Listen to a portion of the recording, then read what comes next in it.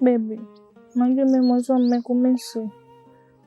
Toka uondoke, una miaka miwili. Umerudi jana basi uko busy na pilika zako. Ni kweli kipenzi. Unajua tangia niliporudi mambo kidogo yalikuwa yamenibana. Na sikuwa na muda hata kutafuta. Afistoshi niko na wageni. Lakini mimi nashukuru kwa sababu umekuja.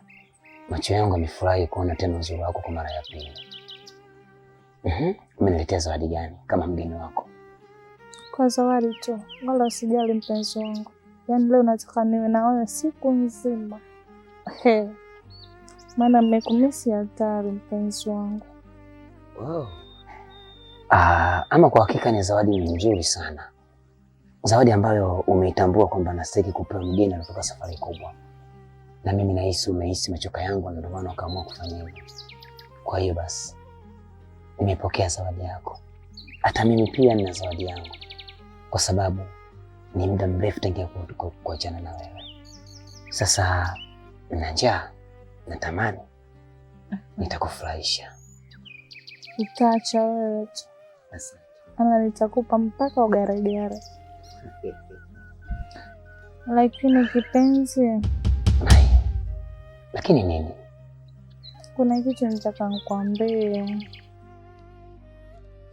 Unakumbuka kipindi kile upo kule?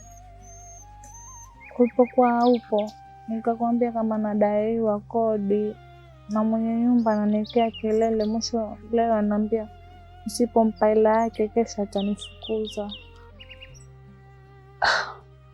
Na ni kwa nini umechelewa kuniambia? Wakati mimi unajua ndo kila kitu kwako. Na sipendi kuona unahuzunika. Sipendi kuona unateseka. Kwa sababu siku zote unachokipenda unakijali na kuthamini.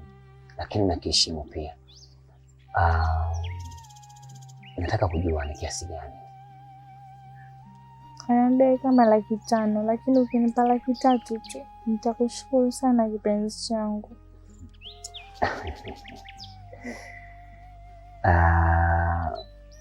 Hapana.